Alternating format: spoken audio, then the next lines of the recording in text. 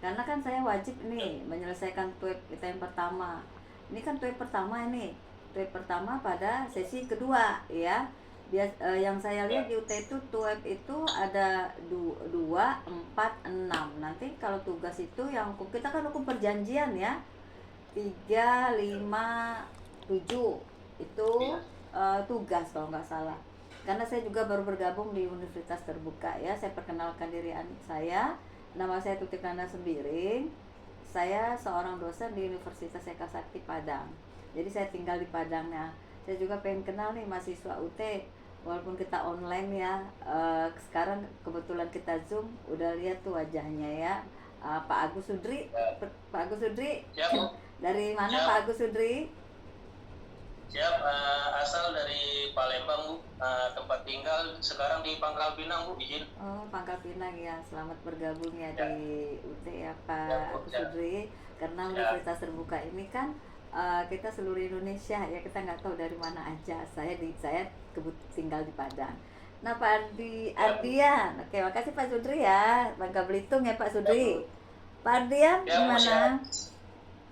Ya, Bu, dari Merobo, Kalimantan Timur. Wih, jauh-jauh kita ya. Dari Kalimantan Timur, selamat bergabung Pak Ardian di Universitas Terbuka ya. Selamat bergabung juga di mata kuliah hukum perjanjian ya, saya tutor Anda pada semester ini ya. Ya kemudian saya Wulandari ya, perkenalkan diri. Wulandari dari mana nih Wulandari? Klik itunya. Saya dari Semarang. Dari mana Wulan? Sem- Terus putus ya karena jaringan. Iya, Bu. Dari jaringan, tapi yang Pak Ardian sama Pak Agus Sudri ada jelas. Oke, jadi daripada sesi kedua ini kita kan ada materi juga ya yang Bapak Ibu lihat di e-learning kita itu adalah asas-asas umum dan unsur-unsur perjanjian. Nah, sebenarnya Universitas Terbuka ini baru semester ini dia mengadakan praktek dan berpraktek. Makanya bingung juga ini bagaimana TUEP. Biasanya nggak ada TUEP Bapak Ibu. Baru ini saya juga bingung, saya juga baru bergabung di UT. TUEP itu gimana? TUEP itu nanti diberikan linknya oleh UT. Sementara sampai sekarang kita juga nggak diberi UT yang khusus hukum perjanjian. Jadi udahlah kita antisipasi aja karena kita memang udah waktunya sekarang sesi kedua adalah TUEP. Saya ambil aja langsung kebijakan untuk pakai Zoom meeting ya. Oke lah, sama bergabung. Jadi hari ini kita tatap muka. Biasanya UT itu jarang begini ya kan, kecuali yang bimbingan skripsi ya. Bimbingan skripsi atau sekarang istilahnya karir ya di UT. Oke, jadi kita lanjut aja ya, walaupun kita berempat ya, sama siapa tadi satu lagi Wulandari. Kalau di ini saya lihat di UT banyak mahasiswanya, ada 30 orang, 30 orang. Saya udah kasih informasi di UT itu, silakan Anda bergabung, buka e-learning. Di situ saya sematkan. Bapak Ibu ada ini ya, ngelihat ya yang saya sematkan link Zoom-nya? Ada ya? Oke deh. Oke lah, kita lanjut aja ya Bapak Ibu. Karena hari ini adalah materi dari UT itu saya wajib menyampaikan adalah asas-asas umum dan unsur-unsur perjanjian. Nah, sebelum kita masuk apa-apa saja unsur-unsur perjanjian, jadi di sini kita harus tahu dulu hubungan antara perikatan dan perjanjian itu, bahwa perjanjian menimbulkan perikatan. Jadi yang pertama timbul dulu adalah perjanjian. Kalau tidak ada perjanjian, tidak ada perikatan, ya kan? Perjanjian itu merupakan sumber apa? Sumber lahirnya perikatan di samping sumber-sumber lain. Jadi perjanjian itu dapat disebut suatu perbuatan dengan mana satu orang atau lebih mengikatkan dirinya terhadap satu orang lain. Ini dasar hukum perjanjian itu. Jadi kalau perjanjian itu di mana diatur? Di pasal 13 KUH Perdata. Karena kita belajar sekarang kan hukum perjanjian. Yang pastinya harus tahu dasar hukumnya di mana. Nah, kalau saya boleh tahu Bapak Ibu ini apakah di UT ada jurusan begitu? Ini jurusan Perdata? Pak Agus? Ya, Bu. Pak Agus ini semester berapa sekarang? Semester 5, Bu. Semester 5. Ini ada jurusan ya di Universitas Terbuka ini? Enggak ya? Ilmu hukum aja ya? Ya, Bu. Ilmu hukum Ya, aja Bu. ya? Oh, Beda ya kalau tempat saya mengajar di universitas saya itu ada jurusannya hukum perdata, ada pidana dan ada hukum tata negara. Jadi kalau di kampus saya hukum perikatan atau perjanjian ini itu masuk nanti ke perdata. Karena ini kita kan diaturnya kan di KUH Perdata. Jadi nanti kita di semester 5 itu dia bagi jurusan, tapi kalau di UT nggak ada ya, ilmu hukum aja ya. Oke lah, karena saya juga baru bergabung sebagai tuton di UT ya. Jadi kebanyakan juga tuton di UT ini banyak juga yang dari bukan dosen gitu, dari pekerja gitu kan. Ya kalau saya kebetulan saya memang dosen ya di Fakultas Hukum ya. Kita lanjut tadi ya Bapak Ibu ya. Tadi kan saya bilang perjanjian itu ada di dalam pasal 1313. Itu dasar hukumnya. Jadi nanti kalau Bapak Ibu perjanjian di mana nih menyelesaikan tugas itu pasti Anda buka ada di dalam pasal 1313 Kitab Undang-Undang Hukum Perdata. Kita juga sering menyebut BW ya. Kalau KUH Perdata itu kita sering sebut BW ya. Karena hukum kita kan berasal dari hukum Belanda ya. Makanya kita sering sebut BW atau KUH Perdata. Nah, tadi kan saya katakan perjanjian itu ada di dalam pasal 1313 KUH Perdata. Maknanya apa sebenarnya? Jadi makna dari perjanjian itu dapat disimpulkan bahwa perjanjian adalah suatu hubungan. Hubungan apa? Hubungan hukum. Hubungan hukum antara dua pihak atau lebih. Jadi perjanjian itu kan dilakukan oleh dua pihak atau lebih, di mana satu pihak berjanji untuk melakukan sesuatu atau prestasi. Nah, jadi di dalam perjanjian itu ada namanya prestasi. Itu adalah dia untuk melakukan sesuatu dan pihak lainnya berhak menuntut pelaksanaan janji tersebut. Nah, jadi misalnya nih Putih berjanji ini ada yang mau masuk nih, saya tekan dulu ya, saya izinkan dulu masuk ya.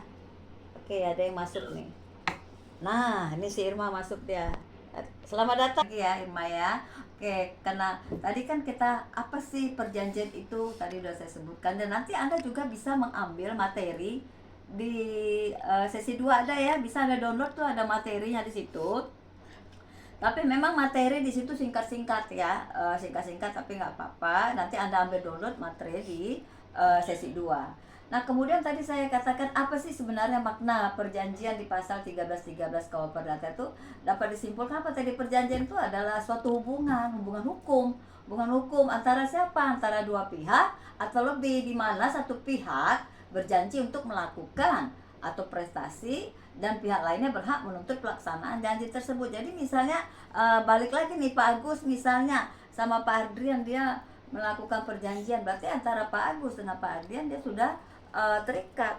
Jadi perjanjian itu kalau mereka berjanji berarti mereka sudah terikat dengan angka perjanjian. Nah, seandainya misalnya Pak Agus sama Adrian berjanji kemudian Pak Agus tidak menepati janjinya, itu namanya dikatakan adalah wan prestasi. Makanya prestasi itu ada kewajiban. Kalau kita udah berjanji, misalnya saya berjanji dengan si Irma, saya janji dengan Irma, kita berjanji apa? Janji misalnya bikin perjanjian jual beli, saya beli kendaraan dia, tapi kemudian saya berjanji saya akan melunasi pada tanggal sekian, ternyata saya tidak melunasi. Nah, berarti saya tidak melakukan prestasi atau kewajiban saya terhadap saudari Irma. Makanya dikatakan, Anda sering mendengar adalah wan prestasi. Wan prestasi pernah dengar nggak di sini wan prestasi? Pernah nggak Pak Adrian dengar wan prestasi itu apa? Wan prestasi itu kalau di dalam kita belajar hukum perjanjian itu adalah ingkar janji, ya. Jadi kan sering orang bilang, kamu wan prestasi, ini berarti dia adalah ingkar janji, ya gitu ya Bapak Ibu ya. Nah, oke, kita lihat contohnya tadi di dalam 1313 KUH Perdata ini. Misalnya jika A menjual barang kepada B, maka A berkewajiban menyerahkan barangnya. Saya misalnya menjual barang kepada si Irma, saya berkewajiban menyerahkan barang saya kepada si Irma. Nah, kemudian B berkewajiban membayar harga barang tersebut. Jadi A dia menjual barang kepada B, kemudian si A berkewajiban menyerahkan barangnya, kemudian si B itu berkewajiban membayar. Nah, kalau si Irma jual, saya beli, si Irma berkewajiban menyerahkan barangnya. Nah, kewajiban saya sebagai pembeli apa? Saya harus membayar karena saya beli barang yang dijual saudari Irma. Begitu contohnya ya. Kita next, kita lanjut lagi. Nah, secara umum unsur-unsur perjanjian itu ada 5. Istilahnya ada pihak-pihak. Jadi dalam perjanjian itu ada pihak-pihak. pihak apa, minimal 2 orang atau lebih, karena nggak mungkin kita buat perjanjian sendiri, benar nggak Pak Adrian? Pak Ardian, kita pasti berjanji itu lebih dari 1 orang ya kan. Misalnya nih Pak Agus Sudri, misalnya dia berjanji sama pacarnya, misalnya pasti kan dia berdua, nggak mungkin sendiri ya kan Pak Agus. Jadi unsur-unsur perjanjian itu ada, misalnya ada pihak-pihak dalamnya, pihak-pihak apa, minimal 2 orang atau lebih. Nah kemudian apalagi unsur-unsur perjanjian itu ada kesepakatan. Jadi kita berjanji nih, kan deal, oke, sepakat, kan sering gitu ya, deal lah, itu kesepakatan. Jadi bahasa Belandanya itu sering disebut dengan konsensus ya. Konsensus itu kehendak yang saling cocok. Kemudian apalagi sih unsur-unsur perjanjian itu ada tujuan hukum. Jadi ada tujuan hukum. Apa tujuan hukumnya? Menimbulkan akibat hukum. Apa akibat hukum itu? Jadi kita ada hak dan kewajiban. Jadi tujuan hukum menimbulkan akibat apa? Hak dan kewajiban. Kemudian di dalam unsur-unsur perjanjian itu yang keempat ada prestasi, yang kita bahas tadi. Prestasi itu sesuatu yang harus dilakukan. Nah kalau misalnya Pak Ardian tidak melakukan kewajibannya, dia sebut bukan prestasi. Makanya prestasi apa? Sesuatu yang harus dilakukan, diberikan atau tidak dilakukan oleh salah satu pihak. Yang kelima, unsur-unsur umum perjanjian itu ada sebab yang halal. Jadi sebab yang halal. Nah dari kata-kata halal berarti tidak bertentangan dengan hukum, ketertiban umum atau kesusilaan. Contohnya misalnya begini nih, ada sebab yang halal. Jadi kita membuat perjanjian yang pastinya yang kita buat perjanjian itu tidak bertentangan dengan hukum. Misalnya kalau saya melakukan perjanjian dengan Pak Agus, perjanjian apa? Jual beli narkoba, melanggar hukum toh? Iya kan? Itu dia. Itu berarti ada sebab yang halal.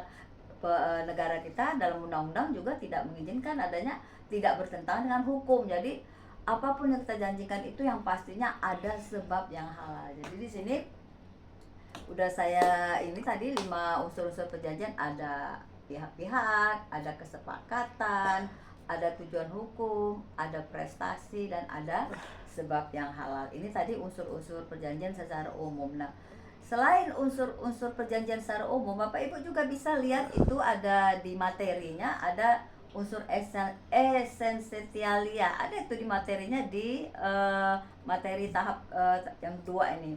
Apakah Bapak Ibu sudah mendownload materinya yang ada di e-learning masing-masing? Nah nanti Bapak Ibu gini, kan buka e-learning tuh, ada materi kuliah, itu di-download aja Pak. Di-download aja itu, nanti itu materi kuliah. Mengambil asas-asas hukum perjanjian itu ada 7 Bapak Ibu ya. Unsur-unsur asas-asas umum dalam perjanjian itu ada 7. Yang pertama itu adalah asas kebebasan berkontrak. Jadi asas-asas umum dalam perjanjian itu ada 7. Yang pertama itu asas kebebasan berkontrak atau disebut freedom of contract. Freedom of contract, bebas. Jadi asas kebebasan berkontrak. Nah, di sini apa sih asas kebebasan berkontrak? Ada dengan berarti bebas ya kontraknya. Pasti kan gitu ya. Asas kebebasan berkontrak berarti kontraknya bebas. Jadi para pihak bebas menentukan apakah akan membuat perjanjian dengan siapa, isinya gimana, bentuknya apa, dan cara pelaksanaannya bagaimana. Itu asas kebebasan berkontrak ya. Nah contohnya apa asas kebebasan berkontrak? Misalnya gini nih, PTA dan PTB membuat perjanjian kerjasama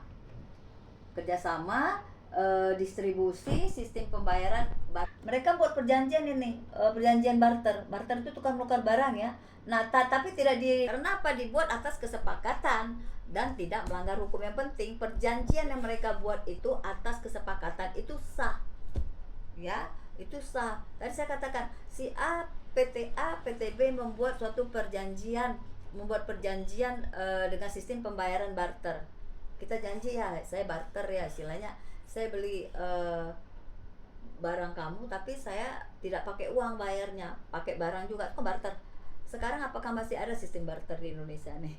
Masih ada nggak menurut Bapak Ibu sistem barter?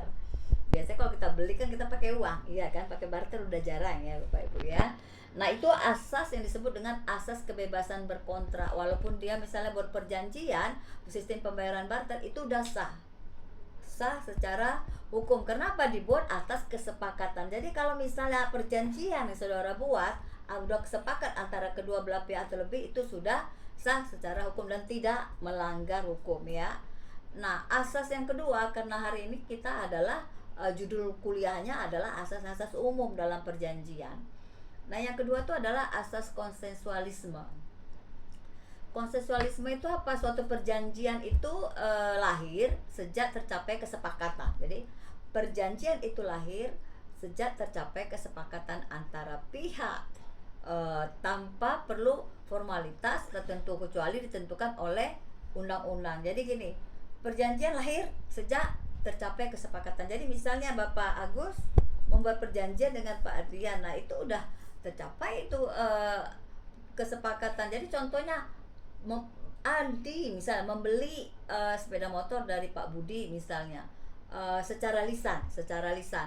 Nah, kemudian dengan harga berapa? Dengan harga 10 juta, sepakat bahwa pembayarannya dilakukan minggu depan. Jadi si A membeli kendaraan si B dengan harga 10 juta, dibayar minggu depan, harganya 10 juta. Nah, perjanjian ini sudah sah karena ada kesepakatan meskipun belum tertulis. Nah, misalnya nih, saya beli nanti ya rumah kamu, tapi saya bayar minggu depan.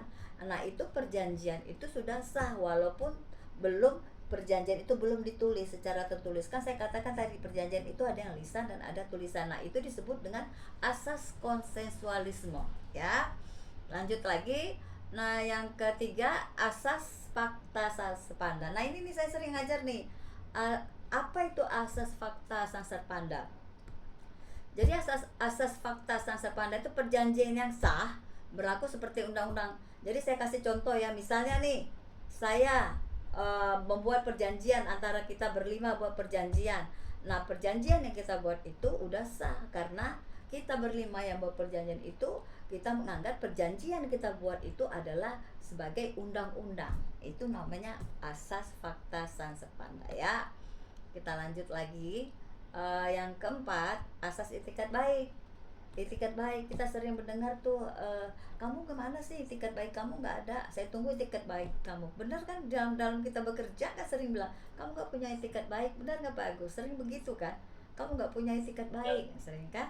Nah itu, jadi ada sini di asas-asas perjanjian itu ada asas itikat baik. Jadi para pihak wajib bertindak jujur. Jadi kalau kita punya itikat baik berarti kan kita jujur, tidak menipu atau merugikan pihak lain. Dan makanya saya tunggu deh itikat baik kamu, berarti kan selama ini dia one prestasi, makanya saya tunggu deh kalau kamu jujur, saya tunggu itikat baik kamu. Jadi dia tidak merugikan pihak lain, dia harus wajib bertindak jujur ya. Contohnya ya tadi itu misalnya PTC menjual mobil bekas kepada PTD dengan menyembunyikan kerusakannya di mesinnya. Nah, ini melanggar asas itikat baik. Kenapa? Saya menjual barang nih, mobil bekas, tapi mobil itu saya tahu mesinnya udah rusak, tapi saya nggak bilang tuh sama pembeli, oh ini bagus, saya bilang itu udah masuk ke dalam asas itikat baik. Berarti dia dari awal menjual mobilnya sudah tidak punya etikat baik, sudah tidak jujur ya. Itu masuk asas etikat baik ya.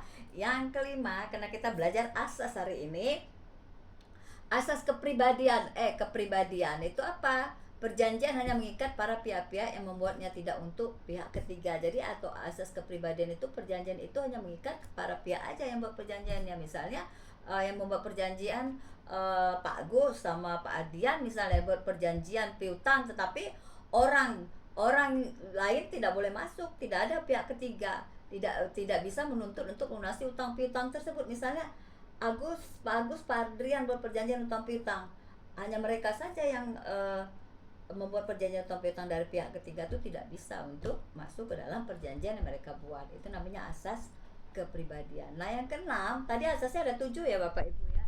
Ada kepastian hukum nih, kepastian hukum. Perjanjian yang dibuat secara sah menjamin hak dan kewajiban para pihak secara jelas. Jadi kepastian hukum kita, perjanjian yang kita buat itu, kita mempunyai kepastian hukum.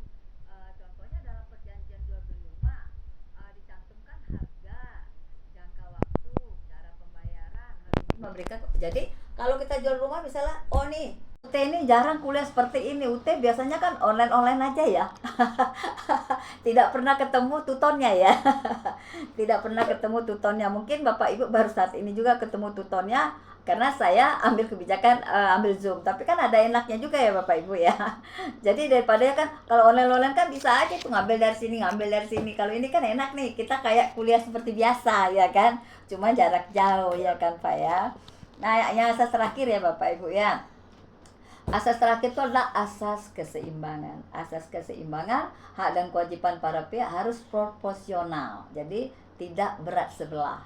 Misalnya begini, dalam kontrak kerja, perusahaan wajib membayar upah, sementara pekerja wajib melaksanakan tugas. Jadi saya punya usaha. Nah, saya punya karyawan. Nah, karyawan saya itu wajib saya membayar upah sesuai dengan buat perjanjian. Nah, karyawan itu kan sebelum bekerja kan mengadakan perjanjian dengan pihak perusahaan. Nah, berapa gaji yang mereka, kewajiban kita untuk membayar gaji mereka. Nah, nanti kemudian ada cuti. Nah, itulah makanya dikatakan asas keseimbangan. Jadi, ada yang bekerja, kita juga wajib memberikan gajinya. Jadi, keduanya itu harus seimbang agar tidak ada pihak yang dirugikan. Mereka bekerja buat saya juga membayar salary atau gaji buat mereka. Itu namanya asas keseimbangan ya. Nah, kemudian asas-asas umum perjanjian ini sebenarnya saya tadi kan udah menyebutkan asas-asasnya itu banyak, ada 7 ya. Nah, ini sebenarnya berfungsi untuk apa sih sebenarnya begitu kan? Nah, ini bisa menjadi berfungsi apa? Menjadi pedoman dalam membuat dan menafsirkan kontrak. Jadi asas-asas ini bisa menjadi pedoman untuk kita membuat atau menafsirkan kontrak. Nah, kemudian asas-asas yang saya sebutkan yang 7 tadi itu bisa berfungsi menjamin keadilan dan kepastian hukum. Ini yang paling penting, keadilan dan kepastian hukum. Nah, yang kemudian di asas-asas ini juga mencegah penyalahgunaan hak dan ketimpangan posisi hukum. Nah, itulah tadi perkuliahan kita asas-asas umum dalam perjanjian ya. Nah, saya cuman ini di grup itu kan saya kemarin buat grup WA ya. Apakah yang Bapak Ibu yang di sini udah masuk grup WA semua ya? Udah masuk ya? Nah, cuman saya herannya kemana yang lain gitu loh, istilahnya di e-learning itu ada 30 orang, 31 sama saya tutornya. Nah, di sini banyak masalah sebenarnya di dalam e-learning kita ini. Kemarin ada yang ngechat saya, ini kita kelas 195 ya. Kelas 195 ya.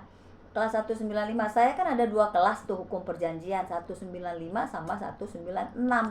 Nah, ada kok nggak salah tuh di 196 nanya, Bu, cara mengisi absennya gimana ya?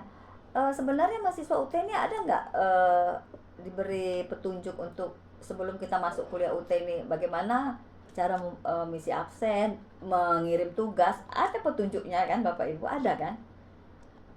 Ya. Ada kan? Iya Pak Adrian, ada ya Pak Adrian ya? Ada itu Bu, di pertama perkenalan itu Bu. Ada ya Pak ya. Masalah gini, ada pertanyaan gitu Bu, cara ngisi absennya gimana ya? Saya juga kurang paham kalau mengisi absen mahasiswa. Jadi saya bilang aja, buka aja di e-learning, coba dipahamin. Kadang-kadang kita kalau nggak tahu, saya juga suka belajar tuh, kita buka YouTube aja, belajar cara ini gimana gitu. Kadang-kadang kita udah ini kok nggak bisa ya. Nah, saya cari tahu tuh bagaimana caranya. Paling kita belajar paling dari YouTube, ya kan. Semuanya ini kan sistem ini kan semakin canggih ya Bapak Ibu, IT semakin canggih. Jadi makanya kuliah aja bisa online, tidak harus ke kampus, tetapi kita bisa menyelesaikan S1 kita, sarjana hukum ya kan.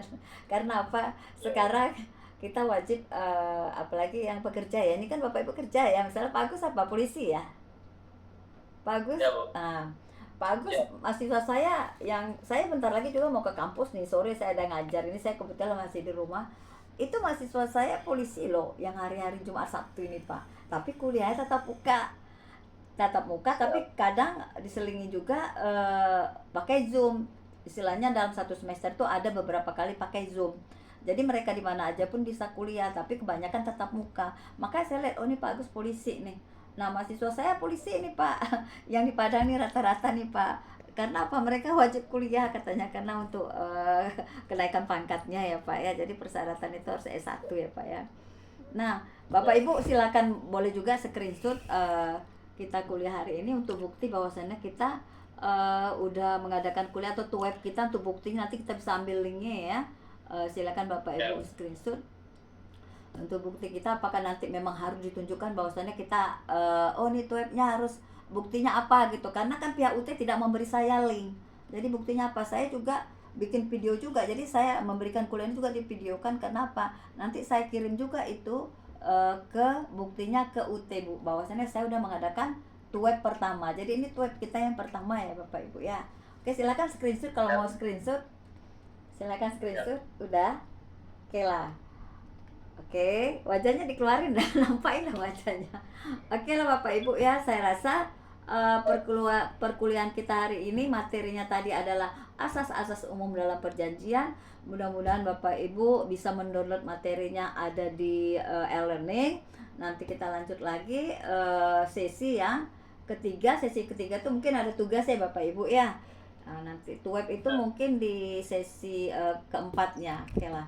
Oke Bapak Ibu, terima kasih atas pertemuan kita hari ini, pertemuan yang perdana di Universitas Terbuka. Mudah-mudahan kita sehat selalu. Saya akhiri. Assalamualaikum warahmatullahi wabarakatuh.